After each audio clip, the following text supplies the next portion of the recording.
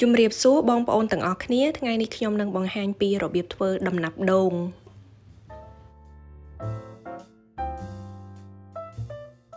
វិធីក្នុងការធ្វើដំណាប់ដូងនេះគឺងាយស្រួលមែនទែនយើងត្រូវការគ្រឿងផ្សំសំខាន់តែពីរមុខប៉ុណ្ណោះគឺសាច់ដូងក្រាស់ជាមួយនឹងស្ករក្រាមអញ្ចឹងមុននឹងយើងចាប់ផ្ដើមសូមអ្នកទាំងអស់គ្នាជួយ like និង share វីដេអូនេះឲ្យបានច្រើនផងហើយកុំភ្លេច subscribe ដើម្បីទទួលបាននូវវីដេអូផ្សេងៗទៀត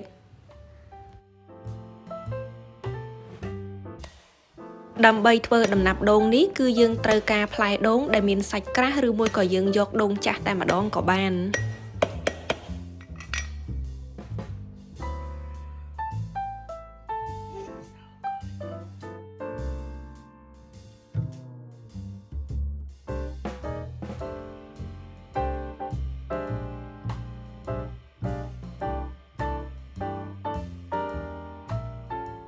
បន្ទាប់មកគឺយើងត្រូវយកកាំបិតហ្នឹងមកវាយសម្បកបែបនេះរួចហើយឆ្កឹះសាច់ចេញមក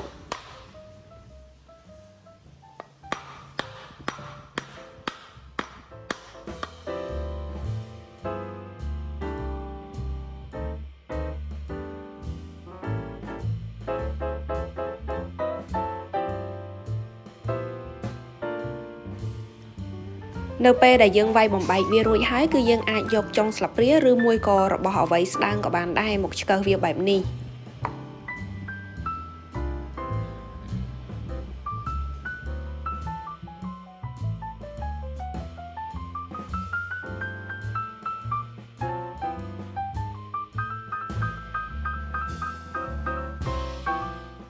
ឆ្កឹះសាច់រួចហើយគឺយើងត្រូវយកកាំបិតមកចិតផ្នែកខ្មៅៗរបស់វានឹងចេញ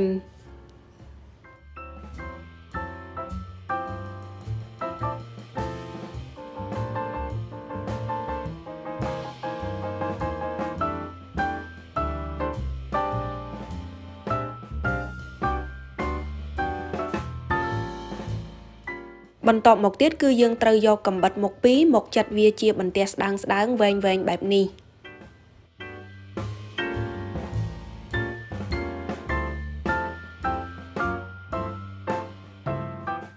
ឬមួយក៏បងប្អូនទាំងអស់គ្នាអាចយកកាំបិតមកហាន់បែបនេះក៏បានដែរ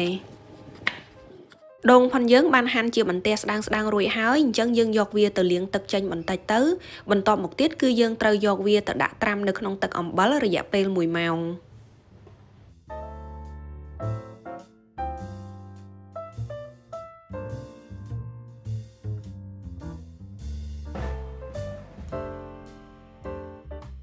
ដូងផុនយើងបានលាងស្អាតរួចរាល់ហើយអញ្ចឹងសាច់ដូងនេះគឺមានចំនួន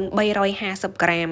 ដើម្បីដាក់ត្រាំនៅក្នុងទឹកគឺខ្ញុំប្រើអំបិលចំនួន1ស្លាបព្រាកាហ្វេ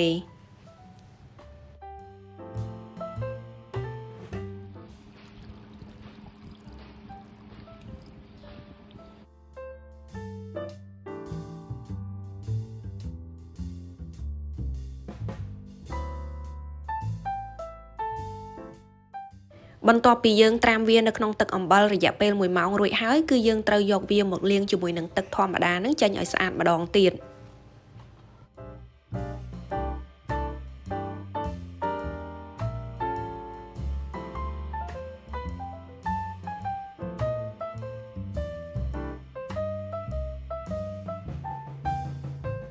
ចាឥឡូវនេះគឺដល់ពេលដែលយើងត្រូវយកវាមកធ្វើដំណាប់ហើយអញ្ចឹងយើងប្រើឆ្នាំងខ្ទះមួយរាងធំបន្តិចមករួចហើយចាក់សាច់ដូងនឹងចូលទៅបន្ទាប់មកគឺយើងប្រើទឹកចំនួន200មីលីលីត្រនឹងចាក់ចូលទៅដែរហើយចំពោះស្ករសវិញគឺខ្ញុំប្រើចំនួន150ក្រាមហើយខ្ញុំប្រើជាប្រភេទ rock sugar បែបនេះ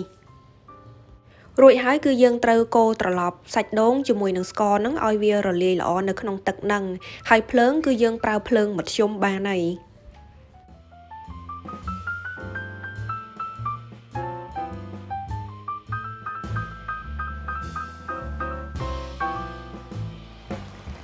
ចាអញ្ចឹងគឺយើងត្រូវកូរត្រឡប់វានៅលើភ្លើងបែបនេះរហូតដល់ទឹកនឹងខាសហើយនៅពេលដែលទឹកឡើងខាសហើយគឺយើងត្រូវបន្ថយភ្លើងមកនៅកម្ដៅទាបបំផុត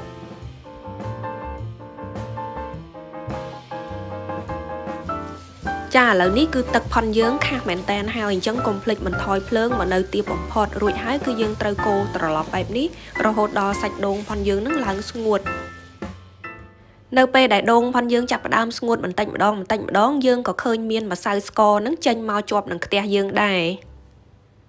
ចាអញ្ចឹងគឺយើងត្រូវបន្តកូរត្រឡប់បែបនេះរហូតដល់សាច់ដូងផាន់យើងនឹងគឺឡើងស្ងួតមែនតែម្ដងហើយនៅពេលដែលវាស្ងួតខ្លាំងគឺចេញម្សៅស្ករកាន់តែច្រើន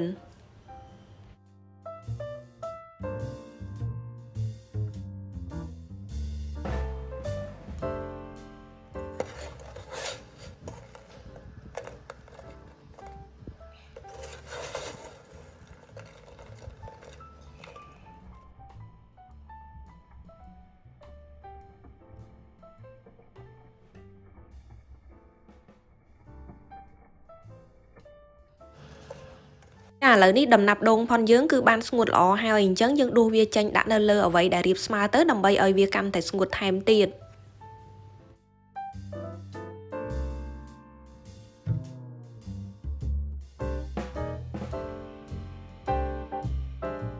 នៅពេលដែលដំណាប់ដូងផាន់យើងបានស្ងួតល្អគឺយើងអាចរក្សាវាទុកនៅក្នុងកែវនេះគឺបានយូរដែរ